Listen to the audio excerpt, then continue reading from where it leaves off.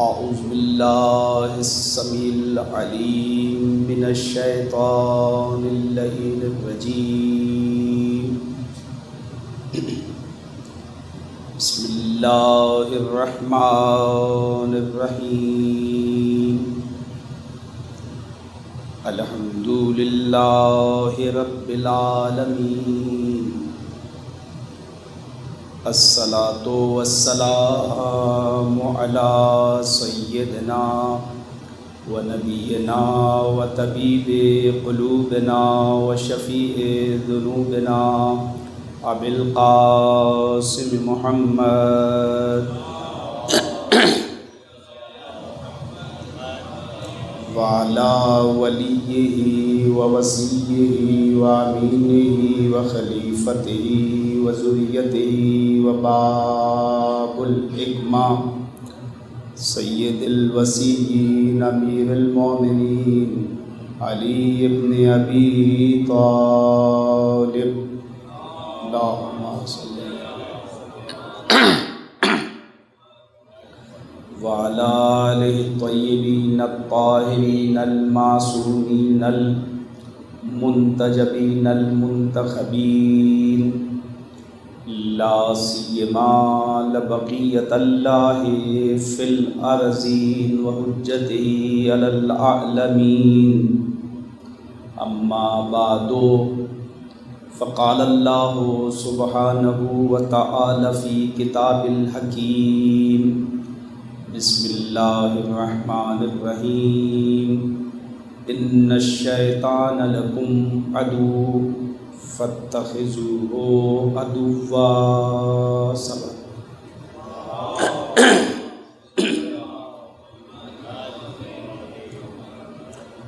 عزیزان محترم اور نہایت ہی واجب الاحترام عزاداران سید الشہداء، ہماری گفتگو کا عنوان دین میں دشمن کی شناخت ہے۔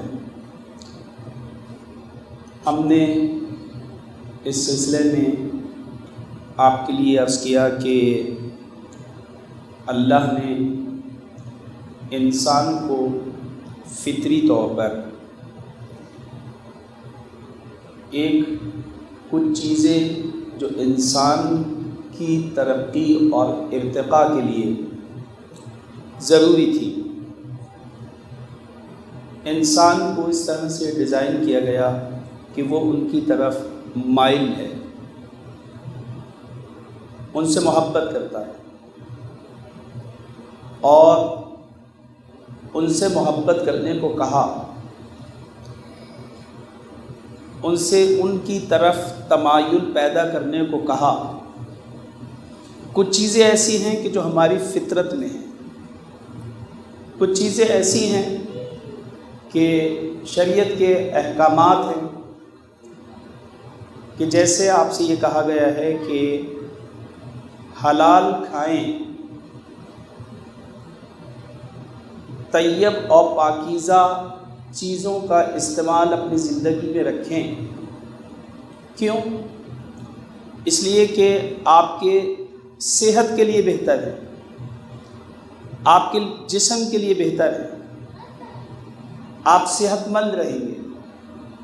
لیکن جو چیزیں آپ کے بدن کے لیے نقصان دہ تھیں ان سے روک دیا، وہ دشمن ہیں وہ چیزیں آپ کی۔ اس لیے آپ سے کہا کہ آپ حرام چیزوں کے قریب نہ جائیں، آپ کو منع کیا فلاں گوشت نہ کھائیں، فلاں چیز نہ پئیں، فلاں کے پاس نہ بیٹھیں، فلاں ماحول میں نہ جائیں۔ جو چیزیں بھی انسان کے لیے اس کی ترقی کی راہ میں رکاوٹ تھی، وہ چاہے دنیاوی اعتبار سے ہوں یا اخروی اعتبار سے۔ اسی طرح کچھ چیزیں انسان کی روح کو ترقی نہیں کرنے دیتی،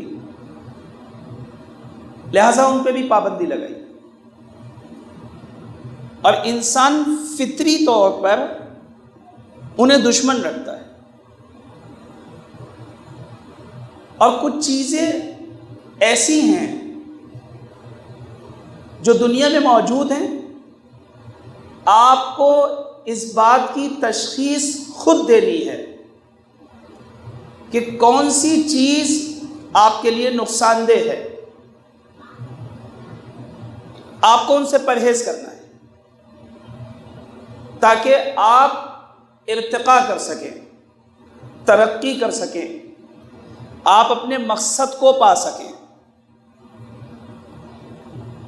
ان کی طرف جانا ہے جو سبب ہے آپ کے کمال پہ پہنچنے کا،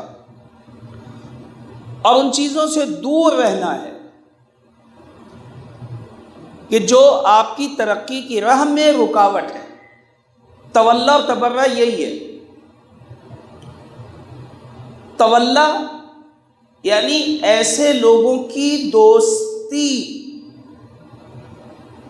اور اس کا اظہار، ان سے وابستگی کہ جو آپ کو اللہ تک اور کمال تک پہنچاتے ہیں۔ برات یعنی کیا؟ اور تبرہ یعنی کیا؟ یعنی دوری ایسی چیزوں سے، ایسے افراد سے کہ جو رکاوٹ ہیں آپ کے سیر اللہ میں، آپ کو اللہ تک جانے نہیں دیتے، آپ کو دنیا اور آخرت کی سعادت پہ پہنچنے نہیں دیتے۔ اور اس میں جو ایک اہم نقطہ ہے وہ یہ ہے کہ جب ہم تولا کی بات کریں اور تبرہ کی بات کریں تو اس میں وابستگی ضروری ہے، یعنی آپ کو عملی قدم اٹھانا ہے، تب آپ کو فائدہ ہوگا۔ مثال کے طور پر اگر میں دوا ہی نہ کھاؤں، پھر میں لاکھ دوا کی تعریفیں کرتا رہوں، دوا کے گن گاتا رہوں، فلاں ڈاکٹر صاحب کے گن گاتا رہوں، میں ساری زندگی گن گاتا رہوں، مگر میں ان کے پاس کبھی نہیں گیا جب بھی مریض ہوا، تو آپ بتا سکتے ہیں کہ کیا ان کا ہونا میرے لیے کسی قسم کا کوئی فائدہ مند ہے؟ خوب بڑے ہوں گے اپنے لیے، میں نے ان سے کیا استفادہ کیا؟ میں جب مریض ہوتا ہوں کتنی دفعہ گیا؟ میں کسی ہاسپٹل کے گن گاتا رہوں، اگر میں وہاں جاؤں نہ، وہاں رجوع نہ کروں، مجھے شفا کیسے ملے گی؟ حکومت کا کام یہ تھا کہ بہترین ڈاکٹر آپ کے لیے فراہم کریں، یہ ان کی ذمہ داری تھی۔ آپ کے لیے بہترین ہاسپٹل کا انتظام کریں، آپ کے لیے بہترین اسکول بنائیں، آپ کے لیے بہترین معلم رکھیں، لیکن میں ان سب چیزوں کو یہ سمجھتا ہوں کہ یہ ساری چیزیں بہترین ہیں، اعلیٰ ہیں، مگر صرف اسی حد تک کہ تعریف کرتا ہوں، ان کے تذکرے کرتا ہوں۔ لائے یہاں پہ ایک میلاد رکھ لیں، ایک تجلیل کا پروگرام رکھ لیں ان کے لیے کہ بھئی یہ استاد بہت شاندار ہیں، ان کی خدمات بہت ہیں، خوب آپ کو کیا فائدہ ہوا؟ یہ گولڈ میڈلسٹ ہیں، خوب آپ کے لیے کیا فائدہ ہے؟ یہ گولڈ میڈلسٹ ہیں تو مجھے کیا رکعت کا ثواب ہوا یا میری زندگی پہ ان کا کیا اثر ہے؟ میں نے ان سے کیا استفادہ کیا؟ یہ فائدہ کب ہوگا؟ جب میں ان سے وابستہ ہو جاؤں گا۔ اللہ کے پاس جو بہترین خزانہ تھا انبیاء کی صورت میں، وہ اس نے ہمیں دے دیا، اہل بیت کی صورت میں وہ اس نے ہمیں دے دیا۔ آیا اس سے بھی کوئی بڑا خزانہ ہے اس کے پاس؟ آیا کوئی بھی محقق اور اسکالر یہ بتا سکتا ہے کہ کیا پیغمبر اسلام سے بڑا خزانہ کوئی اللہ کے پاس ہے؟ جو سب سے بڑا خزانہ تھا وہ اس نے ہمیں دے دیا، ہر لحاظ سے ہر کمال اس میں موجود ہے۔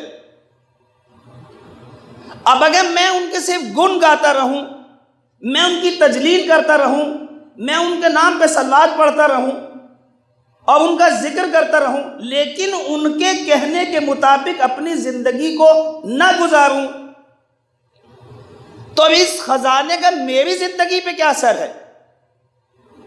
میں نے ان سے کیا برکت کا فائدہ اٹھایا؟ میں کہاں پہنچا؟ آیا میں اپنے آپ کو یہ کہہ سکتا ہوں کہ میں محمدی ہوں؟ محمدی یعنی کیا؟ یعنی جس کا کردار محمدانہ ہو، جس کی بات وہ ہو، جس کا نظریہ وہ ہو، میں تب کسی جگہ پہ پہنچ سکتا ہوں۔ اور یہ ایسی بات بھی نہیں ہے، یہ روز مرہ کی چیزیں ہیں جو ہماری زندگی میں موجود ہیں۔ یہ پانی اس وقت تک میری پیاس بجھا ہی نہیں سکتا جب تک کہ میں اپنے اور اس کے درمیان فاصلے کو ختم نہ کروں۔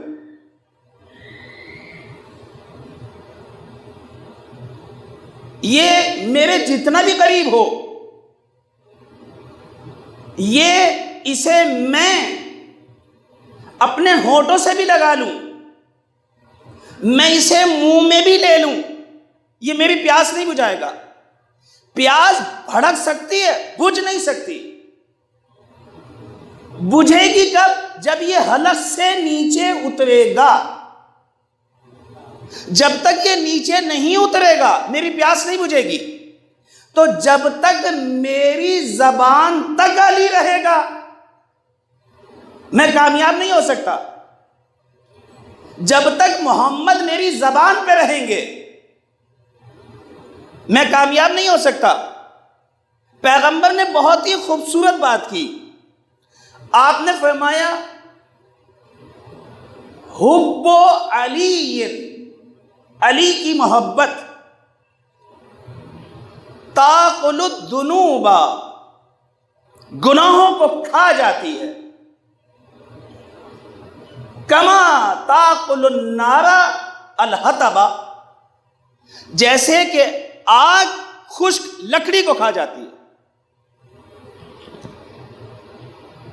تو میں علی سے محبت نہیں کرتا، میں محب نہیں ہوں، تو پھر پیغمبر یہ کیا کہہ رہے ہیں؟ پیغمبر کہہ رہے ہیں نہیں، محبت علی گناہ کو کھا جاتی ہے۔ اگر علی سے محبت ہو تو پھر کیا میں جھوٹ بول سکتا ہوں؟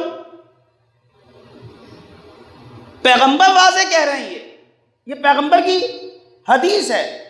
یہ ہو نہیں سکتا کہ کوئی عاشق علی ہو، یہ ہو نہیں سکتا۔ تو پھر میرے گناہ جاتے کیوں نہیں ہیں؟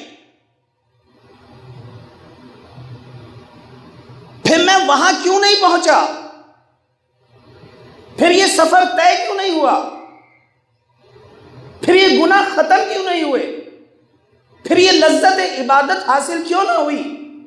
یعنی علی ہیں کہ ان کا سر سجدے سے اٹھتا نہیں ہے اور میں ہوں کہ میرا سر سجدے میں جاتا نہیں ہے۔ اس کی وجہ یہی ہے کہ پانی جب میری پیاس بجھائے گا، جب یہ میرے حلق سے اترے گا، ورنہ میں لاکھ پانی کی تعریفیں کرتا رہوں جس میں یہ پروٹین ہے، اس میں وہ پروٹین ہے، یہ جسم کے لیے یہ مفید ہے، یہ یوں کرتا ہے، یہ سانس کے لیے فائدہ ہے، یہ جسم کے لیے طاقتور ہے، اسے ایسا ہونا چاہیے، اسے ایسا ہونا چاہیے، کرتے رہے آپ، اس سے کوئی فرق نہیں پڑے گا۔ اور میں نے کہا کہ میں اسے منہ میں بھی لے لوں، زبان پہ بھی لگا لوں، تب بھی کوئی فائدہ نہیں ہوگا جب تک یہ حلق سے نہ اترے۔ تو محبت علی بھی جب تک میرے ناروں کی حد تک رہے گی تو گناہ باقی رہیں گے، لیکن جیسے ہی یہ روح میں اترے گی، جیسے ہی روح میں اترے گی، حلق سے اتر کے روح میں چلی جائے، پھر گناہ کو کھا جائے گی۔ پھر یہی محبت ہے کوئی سلمان کسی الگ سے علی سے محبت نہیں کرتے تھے، وہ یہی علی تھے، انہیں سلمان بنا دیا اور میں وہی کے وہی ہوں، اسے ابو ذر بنا دیا، میں وہی کے وہی ہوں، اس لیے کہ انہوں نے محبت علی کو روح میں اتارا ہے، اور محبت علی وہ ہے جس کی روح میں اتر جائے تو پیغمبر آواز دیتے ہیں السلمان منا اہل البیت، سلمان ہم اہل بیت میں سے۔ وابستگی بہت زیادہ اہم ہے، دشمن سے بھی بالکل ایسے ہی ہے کہ ہمیں دشمن سے برات نہیں کرنی اور اس میں ہم خوش ہو جائیں کہ میں یزید پہ لعنت کرتا ہوں اور میں خوش ہوں، یہ تو دشمن شناسی نہ ہوئی، یہ تو دین میں آپ نے دشمن کو نہیں پہچانا، اس لیے کہ وہ مجھ سے دشمنی کیوں کرتا ہے، وہ میرا دشمن کیوں ہے، یعنی مجھے فلسفہ دشمنی نہیں پتا، وہ میرا دشمن کیوں ہے، میں اس کا دشمن کیوں؟ اس لیے میں اس کا دشمن ہوں کہ وہ میری اور اللہ کی راہ میں رکاوٹ ہے، اسی وجہ سے بھائی کوئی ذاتی دشمنی تو نہیں ہے، ذات پہ کوئی دشمنی نہیں، میں نے تو شیطان کو دیکھا بھی نہیں ہے، میں نے بہت سارے لوگوں کو نہیں دیکھا، میں نے ان کو نہیں دیکھا جن پہ لعنت بھیجتا ہوں، جن سے برات کرتا ہوں، تو وہ تو چلے گئے، آپ کے لیے تو کچھ نہیں ہے۔ اگر میں یہ کہوں کہ یزید پر لعنت تو یہ کافی ہے دشمنی کے لیے۔ یزید پر کیوں لعنت؟ اس لیے کہ اس میں یزیدیت پائی جاتی ہے، یعنی دشمنی کی وجہ یزیدیت ہے، اس کا مطلب تو اصل میں اس جو وجہ دشمنی ہے وہ بھی میرے اندر نہیں ہونی چاہیے۔ برات تو یہی ہے، دشمنی تو یہی ہے کہ وہ وجہ دشمنی کا پتہ چلے اور مجھے اس سے نفرت کرنی ہے، تب ایمان کے انصار پیدا ہوں گے، تب میں کربلا کے شہداء میں، چاہے میں کربلا میں تھا یا نہیں تھا اس سے فرق نہیں پڑتا، اس لیے کہ قرآن نے مجھے کہا ہے کونوا مع الصادقین، آپ صادقین کے ساتھ ہو جائیں۔ کیا کربلا والوں سے بھی زیادہ کوئی صادق ہے؟ میں کس طرح سے ساتھ ہو جاؤں؟ میں تو ان کے زمانے میں نہیں ہوں، یا قرآن کا یہ خطاب بس ختم ہو گیا، مجھ سے بات نہیں کر رہا قرآن؟ تو قرآن مجھ سے بات کر رہا ہے، جیسے ان سے بات کی ویسے مجھ سے آج بات کر رہا ہے، کونوا مع الصادقین، آپ صادقین کے ساتھ ہو جائیں۔ خود میں کیسے یعنی میں صحابی بن سکتا ہوں پیغمبر کا؟ ہم تو سمجھ رہے تھے صحابہ 2000 ہے، ہم تو سمجھ رہے تھے صحابہ 3000 ہے، کہ یہ باب تم نے بند کیا ہے، ہم نے بند نہیں کیا، یعنی دین کو میں نے خود اپنے تئیں سمجھا، قرآن نے تو ایسی کوئی بات نہیں کی، یہ کیونکہ ہم نہیں سمجھے صحابیت یعنی کیا، تو پھر ہم یہ سمجھے جو پیغمبر کی بزم میں ہیں وہ صحابہ ہیں، کہا نہیں وہ صحابہ نہیں ہیں، صحابی اس کو نہیں کہتے۔ قرآن نے سورہ فتح میں صحابیت کا معیار دے دیا، معیار بہت ہے ہمیں کسی بھی چیز کا ملا کر، اور وہ کیا ہے؟ وہ یہ ہے کہ والذین معہ اشداء علی الکفار ورحماء بینہم، ان کی ایک صفت یہ ہے جو صحابی ہیں پیغمبر کے، والذین معہ، جو ان کے ساتھ ہیں، کہ وہ کافروں پہ شدید ہیں، کافر کو قبول نہیں کرتے، کافروں کی چیزوں کو قبول نہیں کرتے، کافروں کے نظریے نہیں رکھتے، ان پہ شدید ہے، وَرَحْمَاءُ بَيْنَهُمْ، لیکن آپس میں ایک دوسرے میں دوستی ہے، گہرے دوست ہے آپس میں، یہ ایک صفت ہے صحابی کی۔ ہو آپ 61 ہجری میں ہو، آپ 161 ہجری میں ہو، اس سے فرق نہیں پڑتا، کیونکہ قرآن نے معیار دیا ہے، اگر یہ صفت میرے اندر موجود ہے تو میں آج صحابی ہوں، کیونکہ جسم نہیں ہے، وَإِلَّا تو جو لوگ پیغمبر کے ساتھ تھے وہ بھی صحابی نہیں ہیں، کیونکہ ان میں یہ صفت نہیں پائی جاتی، ساتھ ہونے سے صحابیت نہیں آتی، بلکہ صحابیت کا معیار جس زمانے میں بھی ہو، میں امام صادق کا صحابی بن سکتا ہوں، میں امام حسین کا صحابی بن سکتا ہوں، اس لیے کہ قرآن نے معیار دیے ہیں۔ اگر یہ سمجھ میں آ جائے بات کہ میں بن سکتا ہوں تبھی تو تلاش کروں گا، لیکن اگر یہ کہوں کہ کربلا کو بند کر دیا گیا، بس اب کوئی شہدائے کربلا میں شامل نہیں ہو سکتا، تو یہ دروازے بند کر دیے۔ کہا نہیں، کربلا تو وہ چیز نہیں ہے کہ جسے بلاک کر دیا جائے، جس کے راستے کو حسین کھول کے گئے ہیں۔ مثلی لا یبایع مثلا،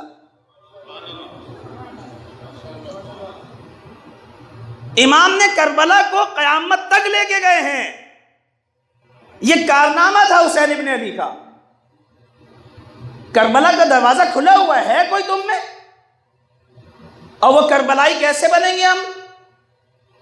وہ یہی کہ ہمیں وہ کربلا والوں کی صفات کو اپنانا ہوگا،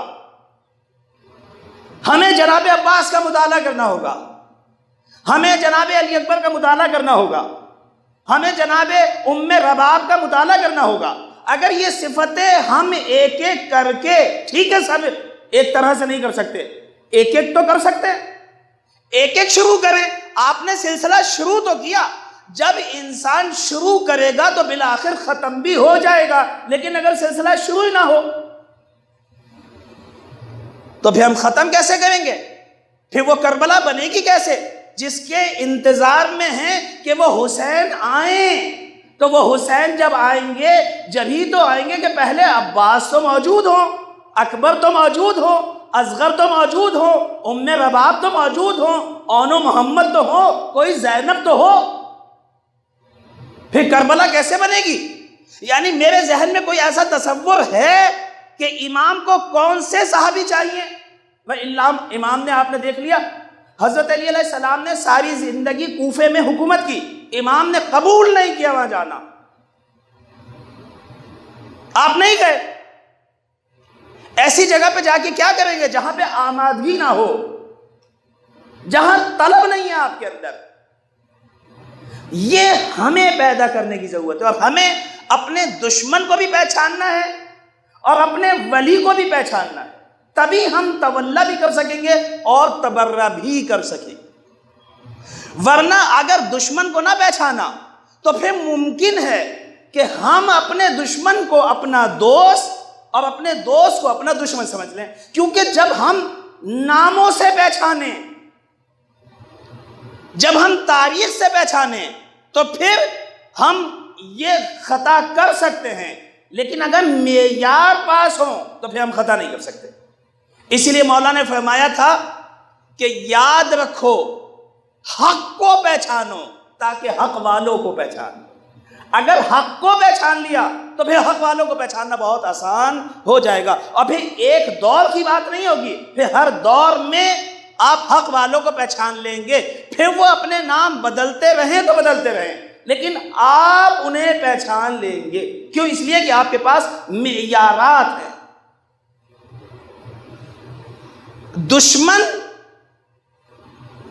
کہ ہم نے بہت سارے حربوں کی طرف اشارہ کیا، دشمن کا ایک کام، کیونکہ توجہ کرے، دشمنی جو کرتا ہے اس کے پاس کوئی منطق نہیں ہوتی۔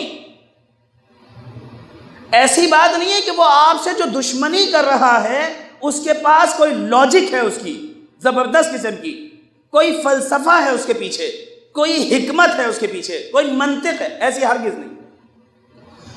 خواہشات نفسانی کا مجسمہ ہوتے ہیں دشمن، اس لیے ان کی پوری کوشش ہوتی ہے کہ سب سے پہلے مرحلے میں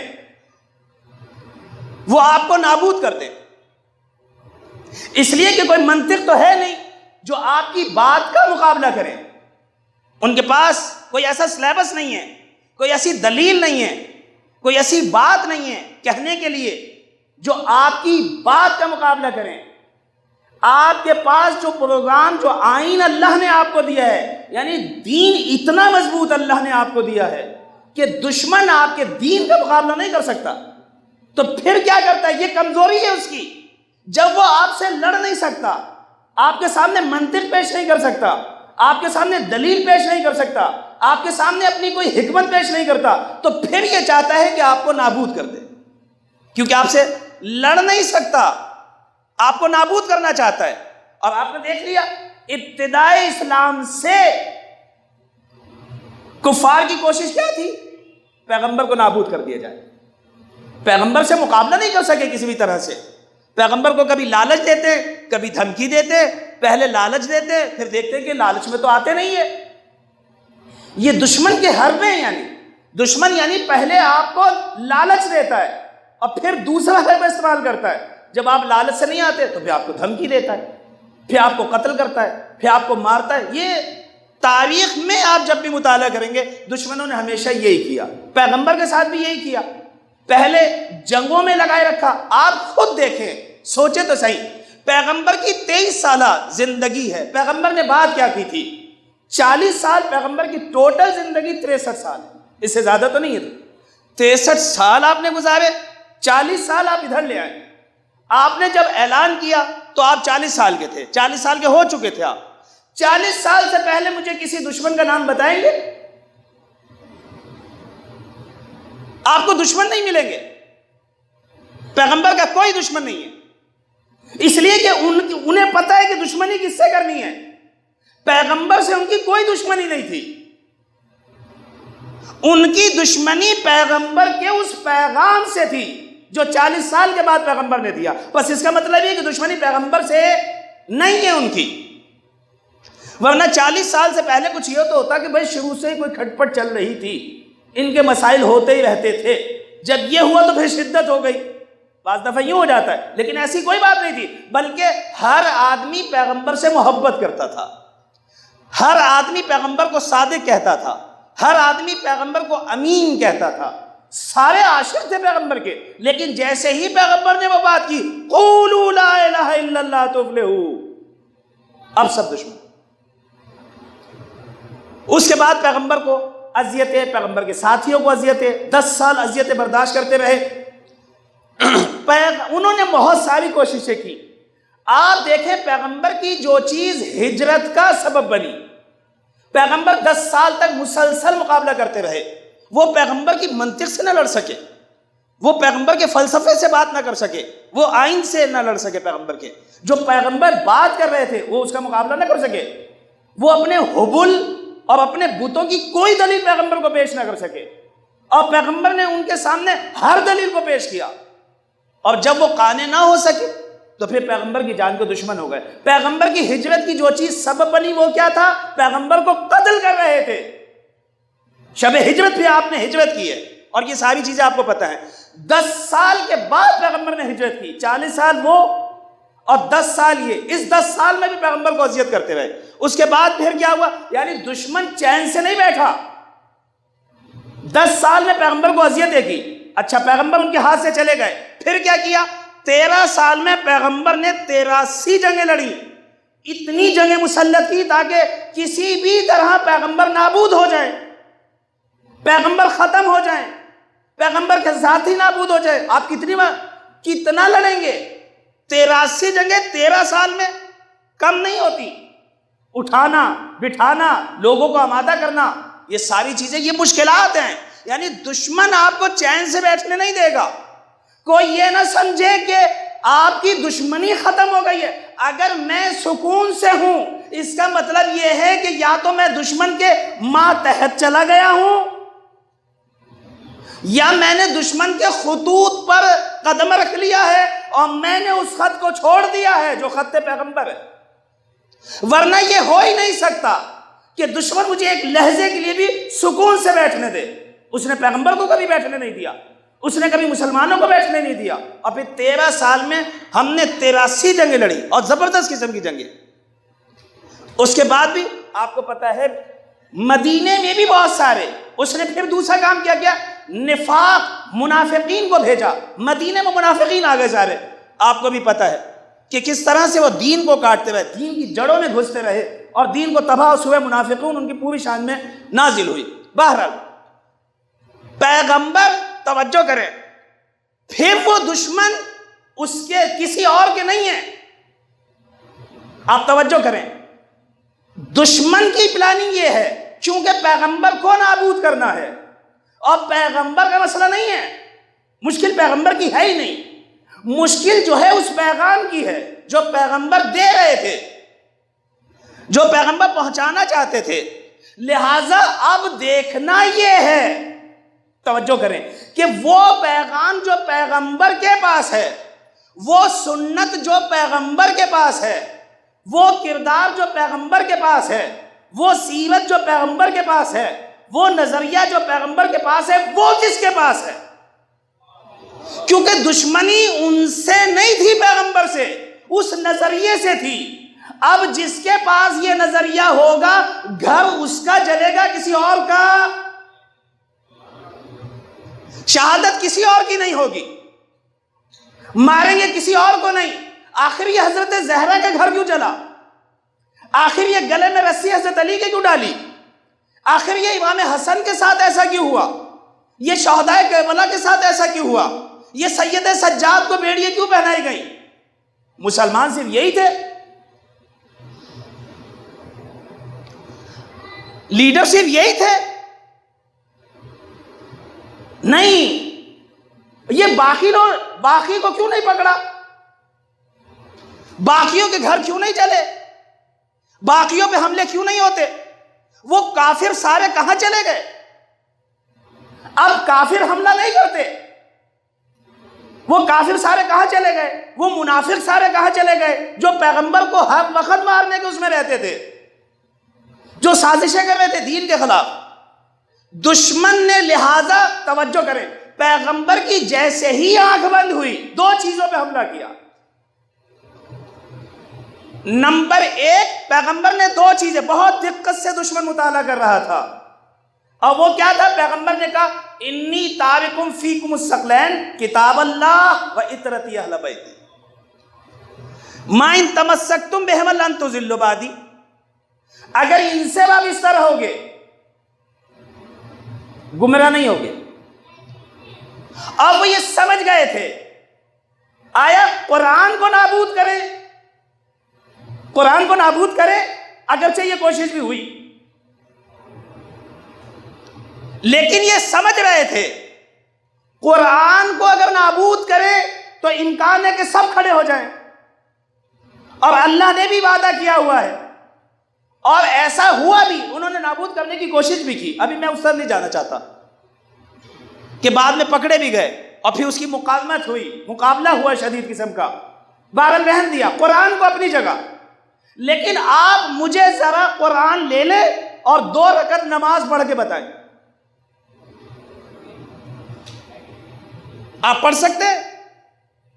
نماز فجر سے پڑھ کے دکھائیں۔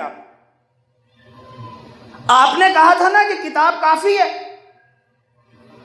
خوب اسی کتاب سے آپ فجر کی نماز پڑھ کے دکھائیں، آپ اسی نماز سے روزے کھول کے دکھائیں،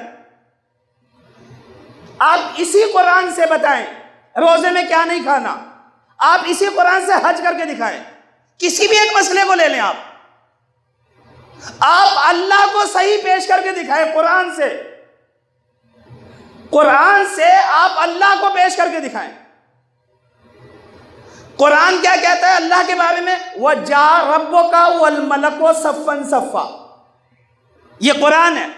وَجَاءَ رَبُّكَ وَالْمَلَكُ صَفًّا صَفًّا، اور قیامت کے دن تمہارا رب آئے گا ملائکہ کے ساتھ، مگر اللہ آتا ہے اور جاتا ہے اور صف میں آئے گا۔ وَجَاءَ رَبُّكَ وَالْمَلَكُ صَفًّا صَفًّا، آپ قرآن سے اللہ کے نظریے کو پیش نہیں کر سکتے۔ اس لیے دشمن محسوس کر رہا تھا کہ قرآن کو اگر ٹچ نہ بھی کریں، اہل بیت کو ختم کر دیں، تو جہاں اہل بیت ختم ہوں گے قرآن بھی ختم ہو جائے گا۔ اس لیے کہ قرآن کی تفسیر کون کرے گا؟ قرآن کی تبیین کون کرے گا؟ قرآن کو روشن کون کرے گا؟ قرآن کا ترجمہ کون کرے گا؟ قرآن کی حفاظت کون کرے گا؟ قرآن کو عملی طور کے کون دکھائے گا؟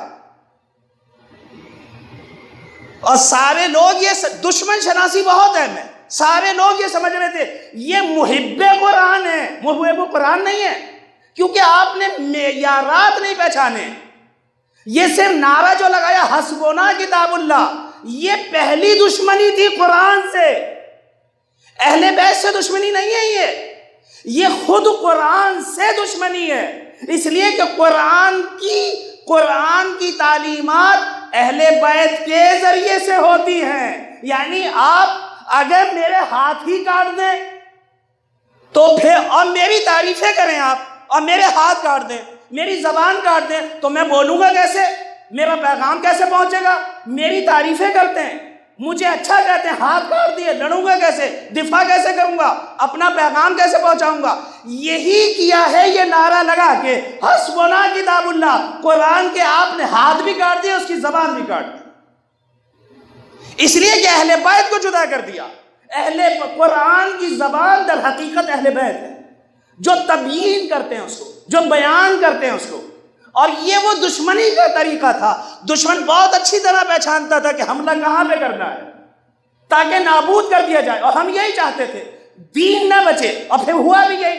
آپ دیکھیں فوری طور پہ سب سے پہلا حملہ جو ہوا, پیغمبر کی جیسے ہی آنکھ بند ہوئی اس گھر کو فوری طور پہ کنٹرول میں لے لیا گیا, جس سے یہ پتا تھا کہ تعلیم قرآن اور پیغمبر پھوٹے گی یہاں سے. سیرت پیغمبر ہمیں اب پتا چلا ہے, انہیں تو پتا تھا کہ پیغمبر کیا کہہ رہے ہیں, اولون محمد, اوسطون محمد, آخرون محمد, کلون محمد, و سوالون واحد, جوابون واحد. یہ سب ایک ہے, انہیں پتا تھا. اسی لیے قرآن نے کہا تھا الیوم یئس الذین کفر. کافر مایوس ہو گئے جب آپ نے یہ کہا غدیر کے اندر, من کنت مولا فہذا علی مولا. اس لیے کہ ہم تو یہ سمجھ رہے تھے کہ محمد ختم, آپ اپنے بعد آپ نے دوسرے محمد کا اعلان کر دیا, پھر دوسرے کے بعد تیسرے کا اعلان کر دیا, تیسرے کے بعد چوتھے کا اعلان کر دیا, اور پھر کہا کہ سنو قیامت تک یہ محمدوں کا سلسلہ چلتا رہے. ان کی دشمنی, وہ بہت اچھی طرح دشمنی اس چیز کو محسوس کرتا تھا. وہ میں دشمن کے حربوں کو نہ سمجھوں تو ایک الگ بات ہے. لہٰذا انہوں نے, آپ دیکھیں, فوری طور پہ اہل بیت کو کنٹرول میں لے لیا. اہل بیت گھر سے نہ نکلے, خبردار, شدید پابندی ہے. علی بات نہیں کر سکتے, کسی جگہ جا نہیں سکتے, حرکت پہ مکمل کنٹرول ہے. اور دوسری طرف جو پیغمبر کی احادیث تھی, جو سنت جس کو کہتے ہیں, میں تو سنی ہوں نا. سنی یعنی کیا؟ پیغمبر کی سنت پہ. تو سنت تو بتا دیں وہ سنت ہے کیا جس کا میں سنی ہوں. 100 سال تک پیغمبر کی سنت پہ پابندی لگا دی گئی. کوئی بھی شخص, کسی کو حق نہیں ہے اگر کوئی پیغمبر کی سنت کو بیان کرے گا. کیوں؟ اس لیے کہ اگر سنت رہی تو قرآن کی بھی تبیین ہو جائے گی اور اہل بیت بھی باہر آ جائیں گے. اب توجہ کریں. لہٰذا دشمن نے جو دوسرا حملہ کیا وہ پیغمبر کی سنت پہ کیا, لہٰذا سنت پہ پابندی لگا دی گئی.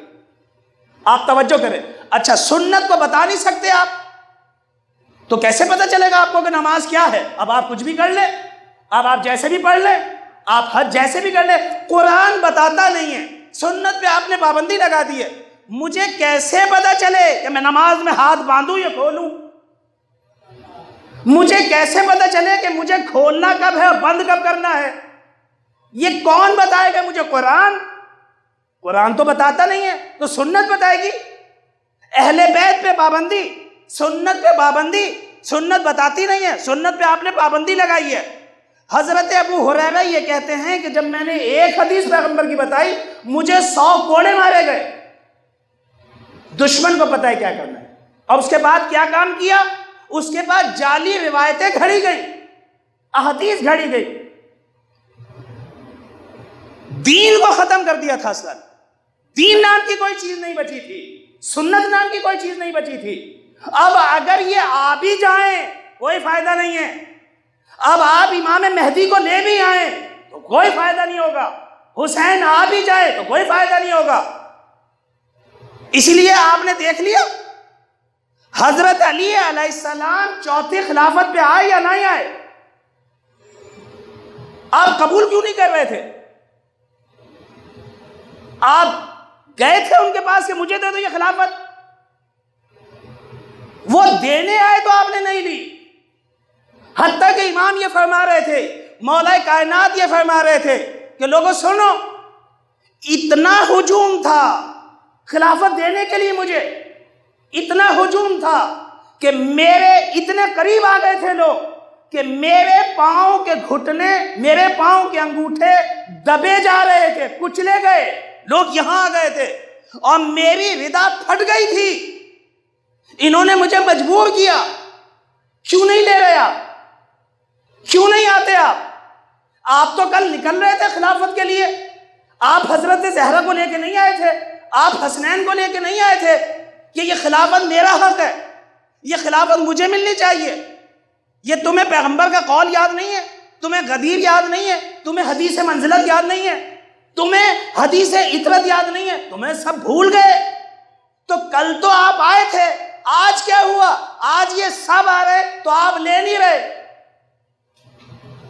وجہ یہی تھی کہ دشمن نے ماحول کو آمادہ کر دیا تھا، اب کوئی فائدہ نہیں ہوگا، اب اگر علی کو دے بھی دی جائے علی خود قبول نہ کریں گے۔ اب توجہ کریں دشمن نے کیا کیا، اور اگر زبردستی کسی نے علی کو دے بھی دی تو علی خود مارے جائیں گے، اس لیے کہ نجس معاشرہ علی کو قبول کرتا ہی نہیں ہے۔ اب توجہ کریں، دشمن بے حیائی پھیلاتا ہے معاشرے کے اندر۔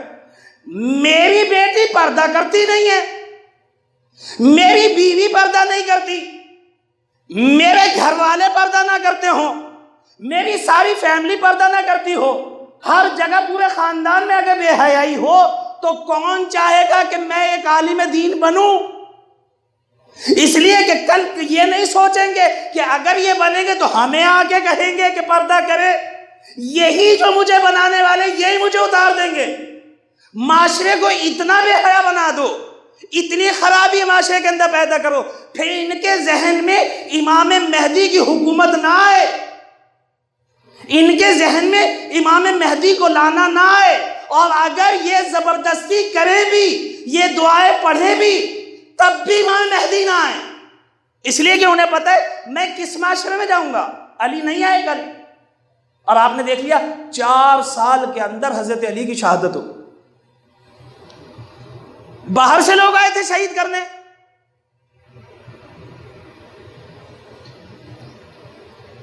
الگ سے تو نہیں خریدے تھے لوگ، پیسہ تو نہیں دیا تھا، انہی لوگوں نے مار دیا۔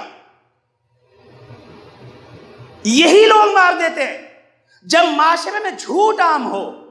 توجہ کریں، باز با باز، کبوتر با کبوتر۔ آپ نے کبھی شاہین کو اور کبوتر کو ایک ساتھ اڑتے ہوئے دیکھا ہے؟ اڑ ہی نہیں سکتے، کیونکہ دونوں ایک دوسرے کے کیا ہے؟ دشمن ہے، وہ اس سے بھاگتا ہے۔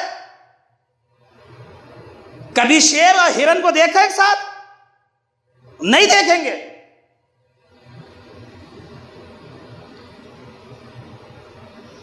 نہیں، کیونکہ ضد ایک دوسرے کی، باز با باز حرکت کرتا ہے، کبوتر با کبوتر حرکت کرتا ہے۔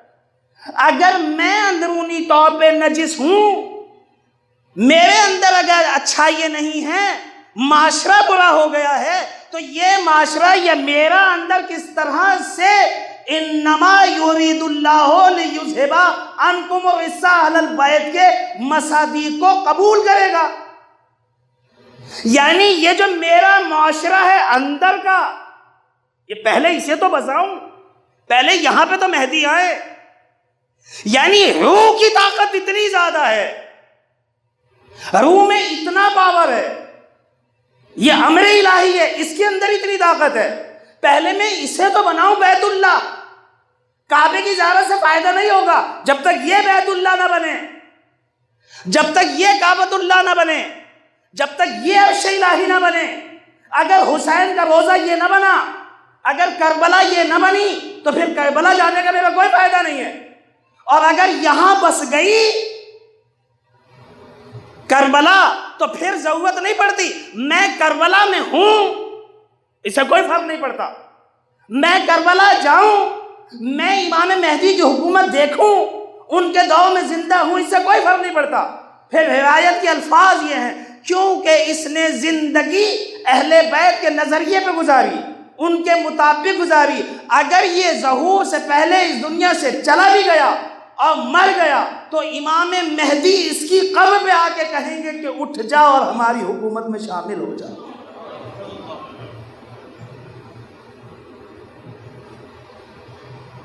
اور اگر ہم نے نہیں پہچانا، ہم نے اگر اسے آباد نہ کیا، ٹھیک ہے میں پاکستان کو تو چینج نہیں کر سکتا، حکومت نہیں ہے میرے ہاتھ میں، اس لیے دشمن جانتا تھا کہ اگر علی آ گئے یہ چینج کریں گے معاشرے کو، لہذا حاکم ایسے ہونے چاہیے۔ آج بھی دشمن کا یہی کام ہے۔ امریکہ کو کیا ضرورت ہے جو یہاں پہ آ کے اپنا جھنڈا گاڑے؟ ضرورت نہیں ہے۔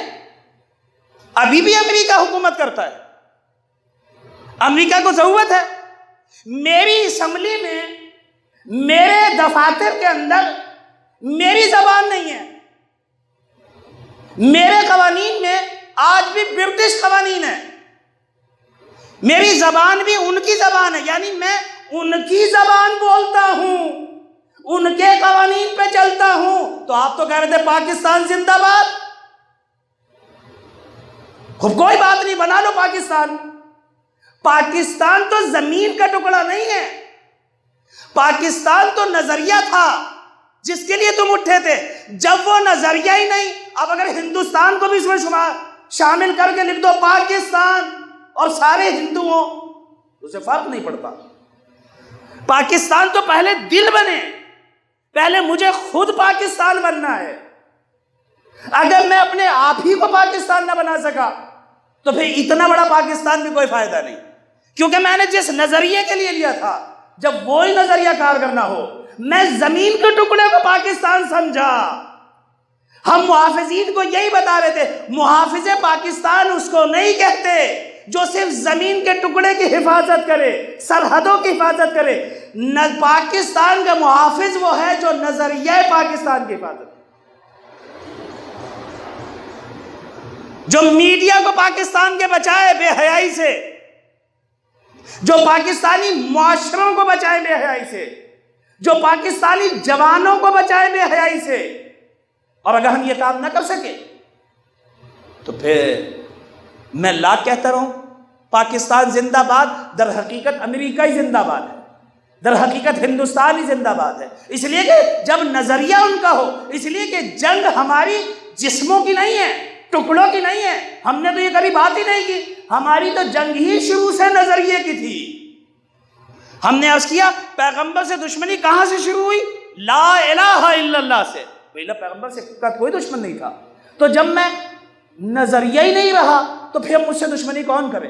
اب مجھ پہ بمباری کی ضرورت کیا ہے؟ اب تو ہر آدمی خود ایک دوسرے پہ ہی بمباری کر رہے ہیں، اب تو یہ آپس میں ہی اتنے دست و گریباں ہیں کہ اب ان پہ بمباری کی ضرورت ہے ہی نہیں، اب کسی جنگ کی ضرورت نہیں ہے۔ وہ ابتدا میں تھی 65 اور 61 میں 71 میں ضرورت پڑی تھی کیونکہ ان کے نظریے تازے تازے تھے، اب کسی جنگ کی ضرورت نہیں ہے، اب کوئی بمباری کی ضرورت نہیں ہے، اس لیے کہ بے حیائی کا بم ان پہ ہو چکے ہیں، بمباری ہوتی ہے، رشوت کی بمباری ان کے اوپر ہو رہی ہے، قبضوں کی بمباری ان پہ ہو رہی ہیں، سب طرح کی تو بیماریاں ہیں، مبتلا ہے معاشرہ۔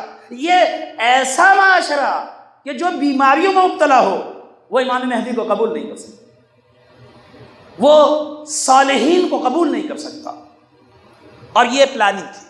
اسی وجہ سے یزید کے باپ کو گورنر ایسے ہی نہیں بنایا تھا، اب وہ خطوط پڑھیں، باقاعدہ اس میں خط میں لکھا گیا تمہیں پتا ہے کہ میں نے تمہیں گورنر کیوں بنایا تھا؟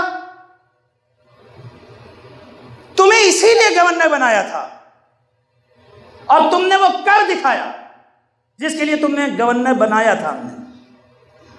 یہ محمد، یہ خط کے اس کی تحریر ہے باقاعدہ، یہ محمد اور یہ علی اور یہ حسن حسین سمجھتے تھے حکومت ان کے ہاتھ میں چلی جائے گی، انہیں پتہ ہی نہیں تھا کہ میں کیا کرنے والا ہوں، میں ذہن میں کیا پلاننگ ہے، اور میں تمہیں جس طرح سے لایا تھا یہ حق تمہارا ہی تھا، تم ہی انہیں ختم کر سکتے تھے۔ اور دیکھ لیا پھر کیا کیا ہم نے علی کے ساتھ، پھر علی کے بچوں کے ساتھ ہم نے کیا کیا۔ علی کو ہم نے اتنا غریب کیا، اتنا غریب کیا کہ اسی کے سامنے اس کی اہلیہ پہ ہاتھ اٹھایا، اور علی اتنے مضبوط ہے کہ ہمارے ہاتھ نہ روک سکے، انہی کے گھر میں ان کے گھر کو آگ لگائی۔ معاشرہ جب تباہ ہو کیوں اٹھے ہم؟ اس لیے نہیں آئے مدینے والے، ویلا پیغمبر مدینے میں نہیں تھے، کتنے لوگ ہیں کربلا میں مدنی؟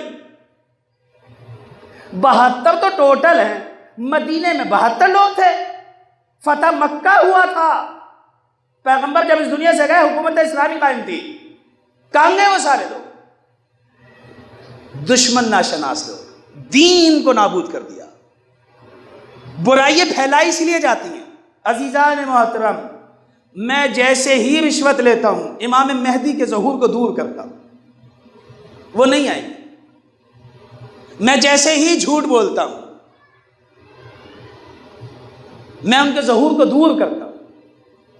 یہ دشمن سے ناآشنائی ہے میری، کہ مجھے در حقیقت یہ نہیں پتہ چلا کہ دشمن کے حربے کیا ہیں، اور میں صرف محض لعنت بھیج کے یزید مرد آباد، یزید مرد آباد، خود مر گیا امریکہ، وقت کے یزید کو نہیں پہچانا۔ اگر ہم یزیدیت کو مٹا دیتے، یزید سے یزید پیدا نہیں ہوتے۔ توجہ کریں، یعنی یزید کو پیدا کرنے کا جو بیج ہے وہ یزید بن معاویہ نہیں ہے، وہ یزیدیت ہے۔ یہ جہاں بھی بوئیں گے وہاں سے یزید اٹھے گا، اور اگر ہم نے وہ بیج ہی ختم کر دیا تو پھر یزید کہاں ملیں گے، کیونکہ بیج ہی نہیں ہے۔ تو ہمیں اصل میں وہ بیج ختم کرنے تھے۔ اگر ہم بیج ختم کر دیتے تو پھر یزید پیدا ہی نہ ہوتے۔ جب یزید پیدا ہی نہ ہوتے تو پھر یہ زمین آمادہ ہو جاتا کس کے لیے؟ حسینیت کے لیے۔ پھر ہر جگہ حسینیت ہوتی، پھر ہمیں نعرے لگانے کی ضرورت نہیں ہے، پھر ہر جگہ حسینیت ہی حسینیت ہوتی، پھر ہر جگہ ہمیں حسین ہی کی سیرت ملتی، حسین ہی کی فکر ملتی۔ لیکن مشکل یہی، اور دشمن، اسی لیے توجہ کریں، اور دشمن نے اس نقطے کو بہت اچھی طرح سمجھ لیا تھا کہ قرآن نے جو بات کی لَقَدْ كَانَ لَكُمْ فِي رَسُولِ اللَّهِ أُسْوَةٌ حَسَنَةٌ، دشمن کو پتہ تھا اس اگر اسوے کو مٹا دیا ہم نے، اگر اس سیرت کو ختم کر دیا، پیغمبر کی سیرت پہنچنے نہ دی، تو سنت تو آپ نے ختم کر دی تھی 100 سال، اس کے بعد جعلیات ہیں۔ آپ یقین کیجئے، بات ختم، سنت کی بات کر رہا ہوں میں، کہ میں اپنے آپ کو کہلاؤں، اتنی حدیثیں جعل ہوئیں جو صحیح بخاری ہے، محمد بن مسلم بخاری، انہوں نے 6 لاکھ حدیثوں میں سے صرف 2,3500 حدیث کا انتخاب کیا، بس۔ سنت کہاں ہے؟ کون سی سنت کی بات کرتے ہیں؟ جب سنت ہی نہیں، یہ میں صحیح کی بات کر رہا ہوں، جو سب سے اوپر لیول کی کتاب ہے، انہوں نے کہا نہیں چاہیے یہ حدیثیں، یہ سب جعلیات ہیں، یہ سب گھڑی گئی ہیں، اور یہ انہوں نے صرف 3,500 بھی، اور کہا بس یہی۔ اور جو ان کے بعد آنے والے تھے، شعراء نے، ادبا نے، توجہ کریں، آپ شعراء کے وہ پڑھیں، قصیدے، ادب میں اشعار ان کے، انہوں نے ان حدیثوں سے استفادہ کیا ہی نہیں، انہیں ان کی ویلیو کا پتہ تھا۔ اہل لغت نے مثال کے طور پہ بھی ان حدیثوں سے استفادہ نہیں کیا۔ علوم کی دنیا میں جو علوم دینی استعمال ہوتے ہیں ان میں پیغمبر کی حدیثوں سے مثال کے طور پہ لے کے آتے ہیں، نہیں لائے، انہیں پتہ تھا ان کی ویلیو کیا ہے۔ دشمن نے وہ کام کیا۔ سلام ہے اہل بیت علیہ السلام، جن کی وجہ سے جنہوں نے سختی برداشت کی مگر سنت کی حفاظت کی۔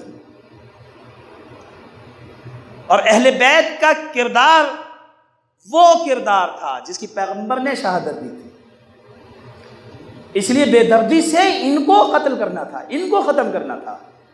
اگر ہم کربلا زندہ کرنا چاہتے ہیں تو کربلا زندہ کس سے ہوگا؟ کردار رسول سے۔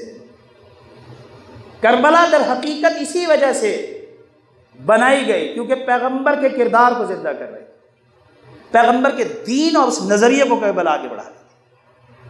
اگر ہم نے وہ کام نہ کیا، ہم ہر سال مجلسیں کریں گے، پرسہ دیں گے، اور اللہ اللہ خیر سے، اور پھر اگلے سال اسی طرح سے ہوگا۔ میرے اندر چینج کیا آیا؟ میں نے اس کو کربلا کتنا بنایا۔ ہم تو ہمیشہ یہی سوچتے ہیں کہ دوستی دوست اور دو دوست آپس میں شبیہ ہوتے ہیں بہت زیادہ، ان کی عادتیں ملتی ہیں، دوستی ہوتی جب ہی ہے، عادتیں ملتی ہیں۔ اسی لیے بچوں کو کہتے ہیں کہ برے لوگوں کے پاس نہ بیٹھو، کہیں ایسا نہ ہو کہ ان کی صفتیں تمہارے اندر منتقل نہ ہوں۔ اچھی کتابیں پڑھو، کیوں؟ تاکہ وہ نظریے آپ میں نہ اتر جائیں جو بری کتابوں کے، کتابیں ضالہ منع ہے پڑھنا۔ اچھے لوگوں کے پاس بیٹھو، اس لیے کہا ہے کہ عالم کے پاس بیٹھو، کیوں؟ اس لیے کہ عابد کی 70 سالہ زندگی پہ بھاری ہے عالم کی صحبت۔ عابد کی زندگی وہ کارنامہ انجام نہیں دے سکتی جو عابد کے ساتھ بیٹھک انسان کو انسان بنا دیتی ہے۔ میں کربلا کے ساتھ کب سے ہوں؟ تو اب تو کربلا آ جانی چاہیے یہاں پہ۔ مجھے تو ساری زندگی ہو گئی کربلا کے ساتھ، بچپنے سے ہوں، شروع سے ہوں، میری تو دوستی ہے کربلا کے ساتھ۔ میں کربلا کے بغیر رہتا ہی نہیں ہوں، ہر سال جاتا ہوں، اور اگر نہیں جا پاتا تو یہاں کربلا بنا لیتا ہوں، اور ایک کے بعد دوسرا، دوسرے کے بعد تیسرا، تیسرے کے بعد چوتھا، میں 2.25 مہینے تک کربلا میں رہتا ہوں۔ میں وہاں نہیں جا سکتا، خود امام کو یہاں بلا لیتا ہوں۔ میری تو دوستی ہے کربلا سے، میری تو نظریے سے دوستی ہے، تو پھر میں کربلا کیوں نہ بسا سکا اپنے اندر؟ پھر میں اس سرزمین پہ کربلا کیوں نہ بنا سکا؟ اور اگر بسالی ہے تو پھر وہ صفتیں پیدا کیوں نہ ہوئی؟ جیسا ہم نے عرض کیا کہ اگر مجھے بخار ہوگا تو میرا جسم گرم ہونا ضروری ہے، یہ نہیں ہو سکتا کہ مجھے بخار ہو اور میرا جسم گرم نہ ہو، مگر یہ ہو سکتا ہے۔ اگر آپ کسی کو بتائیں گے وہ تو ہنسے گا، یہ کیسے کہہ رہے ہیں آپ کہ آپ کو بخار ہے اور جسم ٹھنڈا پڑا ہے؟ آپ کو بخار نہیں ہے، آپ نے صرف خیال ہے آپ کا کہ آپ کو بخار ہو گیا ہے، کیونکہ جسم تو ٹھنڈا ہے۔ تو جس کے یہاں کربلا وسیع ہے وہ سویا کیسے؟ اس کے اندر انقلاب کیسے برپا نہیں ہوا؟ وہ ظلم کے خلاف کیسے نہیں اٹھا؟ مگر یہ ہو سکتا ہے کہ کربلا بسی ہوئی ہو اور یزیدیت کو میں برداشت کر لوں، یزید کو میں برداشت کر لوں، کربلا تو یزیدیت کے ہی خلاف قیام ہے۔ اور اگر ہم نے اس پہ دقت نہ کی، سید سجاد اور جناب زینب نے جو ایک عظیم کارنامہ انجام دیا، ہم نے عرض کیا کہ خدا کی ایک ذمہ داری تھی، اور اس نے کہا تھا کہ کیونکہ ہم نے تمہیں پیدا کیا ہے، یہ ہماری ذمہ داری ہے کہ رزق ہم دیں گے اور ہدایت ہم دیں گے، ہادی بھی ہمارا ہوگا، کیونکہ ہماری ذمہ داری ہے۔ لیکن ہدایت لینا ہماری ذمہ داری نہیں ہے، وہ تمہارا کام۔ ہاں، بہترین ہادی کا انتخاب کریں گے، کسی بھی ایک ہادی کے بارے میں بتا دینا کہ تمہارا آدمی ہمارے ہادی سے اوپر ہے، ایسا نہیں ہوگا۔ سلسلہ ہدایت میں جھول نہیں آنے دیں گے، کبھی بھی ایسا نہیں ہوگا کہ ہدایت لینے والے ہوں مگر ہدایت دینے والا نہ ہو، نہیں، یوں نہیں ہوگا۔ ایسا نہیں ہوگا کہ رزق کھانے والے موجود ہوں مگر معاشرے میں رزق نہ ہو، یہ نہیں ہوگا۔ تمہارے وجود سے پہلے بھی ہادی ہوگا، تمہارے وجود کے بعد بھی ہادی ہوگا، تمہارے وجود سے پہلے بھی رزق ہوگا، تمہارے جانے کے بعد بھی رزق ہوگا، انتظام میں جھول نہیں ہوگا۔ لیکن میری ذمہ داری نہیں ہے، رزق تمہیں کھانا ہے، مجھے نہیں کھانا، کھانا تم ہی کو ہے جب ہی طاقتور ہوگے، یعنی منہ میں لقمہ نہیں دوں گا میں آ کے، یہ تمہارا ہاتھ دیے ہیں تمہیں، باقی کام تمہارا ہے۔ سید سجاد نے بھی اسی مجلس اعزا کی صورت میں اور جناب زینب نے ہمیں کربلا دے دی ہے۔ یہ ان کا کام تھا کہ کربلا کا پیغام پہنچائیں، اور یہ امام حسین علیہ السلام نے شام میں بھی خطاب کیا۔ جناب زینب سے بھی آپ نے بات کی، اور سید سجاد سے آپ یقین کیجئے جب کٹا ہوا سر تھا، آپ کے کٹے ہوئے سر نے سید سجاد سے خطاب کیا تھا جب آپ مدینے آنے والے تھے۔ ایک مرتبہ سر بلند ہوا اور جہاں سر رکھا ہوا تھا وہ دروازہ کھلا، سید سجاد نے آخری اوقات میں مقتل نے لکھا ایک خواہش کی، یزید نے کہا بتاؤ کیا چاہتے ہو؟ کہا میں بابا کی زیارت چاہتا ہوں، بابا کو نہیں دیکھا۔ کہا اچھا، یہ خواہش پوری نہیں کر سکتے تمہاری، بابا کو نہیں دکھائیں گے، تاریخ نے لکھا اس نے یہ بات کی، ایک مرتبہ سامنے کا دروازہ کھلا جس جگہ پہ حسین ابن علی کا سر رکھا، اور وہ سر بلند ہوا۔ ایک مرتبہ امام نے نگاہ کی اور کہا السلام علیک یا ابا عبداللہ، اے بابا آپ پہ قربان سید سجاد، بابا میں مدینے جانے والا ہوں، بابا کوئی بات ہے تو بتائیں۔ کہا سید سجاد جب مدینے جانا تو میرے شیعوں کو میں یہ پیغام دینا، تمہارا امام مظلومیت کے عالم میں مارا گیا، تمہارا امام غربت میں مارا۔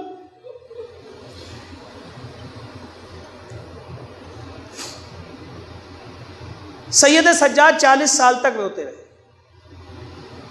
کھانا نہیں کھاتے تھے، پانی نہیں پیتے تھے، اور جب بھی کوئی آتا تھا،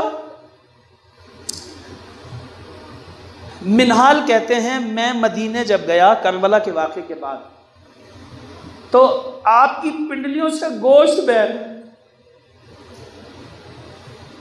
اور ضعیف ہو گئے تھے، امام کھڑے نہیں ہو سکتے، گوشت ہی نہیں تھا،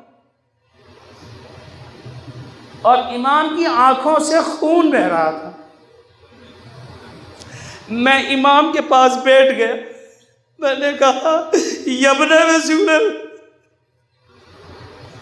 اب تو کافی عرصہ بیت گیا بابا کی شہادت کو، یبن رسول اللہ آخر کب تک روئیں گے، کب تک گریہ کریں گے؟ آپ نے کہا بھائی تو نے انصاف نہیں کیا، حضرت یعقوب علیہ السلام کے 12 بیٹے تھے، ایک بیٹا نظروں سے اوجھل ہو گیا تھا، اتنا روئے کہ آنکھیں سفید کر گئی، اور میرے سامنے 18 قبی بنی ہاشم کو ذبح کیا، اور تو مجھ سے کہہ رہا ہے کہ میں کیوں رو رہا ہوں، اور ہائے میرا بابا، یبن رسول اللہ کچھ تو پانی پی لیجئے۔ کہے میں یہ پانی نہیں پی سکتا، کیفا اشرب، یہ پانی کیسے پی لوں، میرا بابا اس دنیا سے پانی مانگتا ہوا چلا گیا۔ اور پھر پیغام کربلا کو بیان کر۔ بس عزیزان محترم، وہ پیغام ہمیں زندہ کرنا ہے، ان شہداء کا، ان کربلاؤں کو ہمیں آباد کرنا ہے۔ محرم کی 10 تاریخ ختم ہوئی اور 11 شروع ہو گئی، لاشیں پامال ہونا شروع ہو گئے۔ عزیزان محترم، مقتل لکھتا ہے کہ ہر آدمی اپنی لاش اٹھا رہا تھا، حسین ابن علی کی لاش بے گور و کفن کربلا میں پڑی ہوئی تھی، اور ایک مرتبہ پامالی شروع ہوئی۔ مقتل نے لکھا امام کو پتہ تھی یہ بات کہ میری لاش کربلا میں بے گور و کفن پڑی رہے گی۔ آپ نے ایک مرتبہ ایک ملاقات بنی اسد کے لوگوں سے کی اور کہا ہے بنی اسد کے لوگوں، مردوں کو آپ نے بلایا اور کہا کہ دیکھو جب ہمارے جنازے کربلا کی تپتی ہوئی ریت پہ بے گور و کفن پڑے رہے تو تم آنا اور ہماری لاشوں کو دفن کر دینا۔ اور پھر آپ نے الگ سے ملاقات خواتین سے کی اور خواتین سے کہا ہے، اے خواتین سے مخاطب ہوئے آپ اور کہا کہ دیکھو اگر تمہارے مرد نہ آئیں اور خوف محسوس کریں تو تم آنا پانی بھرنے کے بہانے سے اور ہماری لاشوں کو دفن کر دینا۔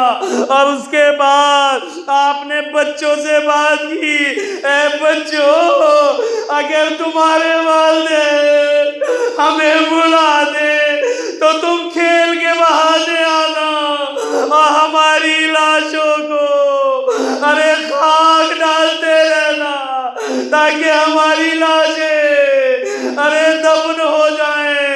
بس عزیزان محترم ساری لاشیں تو ہٹ رہی تھی مگر سیدہ کے لاش کی لاش بے گور و کمر پڑی ہوئی تھی. ارے پامالی شروع ہوئی, ادھر کے گھوڑے ادھر کے گھوڑے ادھر. جناب زینب آوازیں دے رہی تھی اے عمر سعد, ارے یہ کیا قیامت ہے, ارے میرے بھائی کا ارے کوئی جانے والا نہیں. حسین اتنے غریب ہو گئے. بس عزیزان محترم ارے قافلہ روانہ ہوا, بس 2 جملے, قافلہ روانہ ہوا. ارے لاشوں سے بی بی رخصت ہو گئی. مجھے نہیں معلوم زینب کیسے حسین سے رخصت ہوئی. ارے سکینہ کا کیا عالم تھا, ارے کھینچا جا رہا تھا, مسلسل تازیانے لگ رہے تھے. ارے لاش حسین, لاش اکبر 3 دن تک بے گور و کفن کربلا کے تپتے صحرا میں پڑے ہوئے تھے. بس عزیزان محترم ایک مرتبہ بنی اسد کے لوگوں نے یہ ارادہ کیا, امام کی وصیت یاد آ گئی. بعض مقتل کہتے ہیں خواتین آگے بڑھی, خواتین نے مردوں کو غیرت دلائی.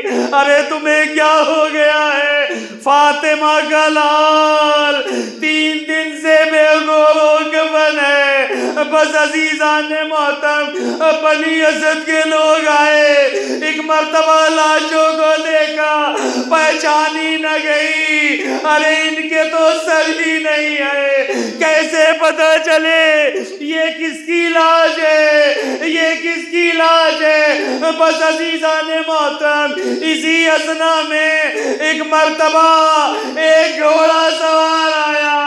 آنے کے بعد بنی اسد والے کہتے ہیں ہم سہم گئے, رک گئے. وہ گھوڑے سوار اترا اور اترنے کے بعد نجیب میں گیا اور اس جنازے میں گیا جو بے گور و کفن تھا. لاش اس قابل نہیں اسے ہاتھوں سے اٹھایا جائے. یہ جوان آیا, اس نے اپنے آپ کو اس لاش پہ گرا دیا, گریا کرتا رہا, آوازیں دیتا رہا, واہ غربتا, واہ مصیبتا.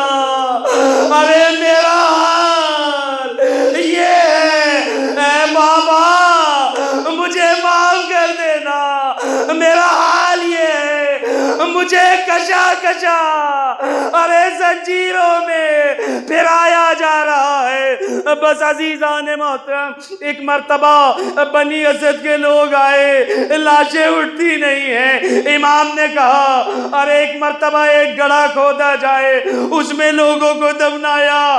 پھر دوسرا گڑھا کھودا, کہا بنی اسد والوں قریب آ جاؤ. ارے سب کی لاشیں دفن ہوئی. ایک مرتبہ جیسے ہی سید سجاد امام کی لاش پہ پہنچے, اے بنی اسد والوں ارے دور ہو جاؤ.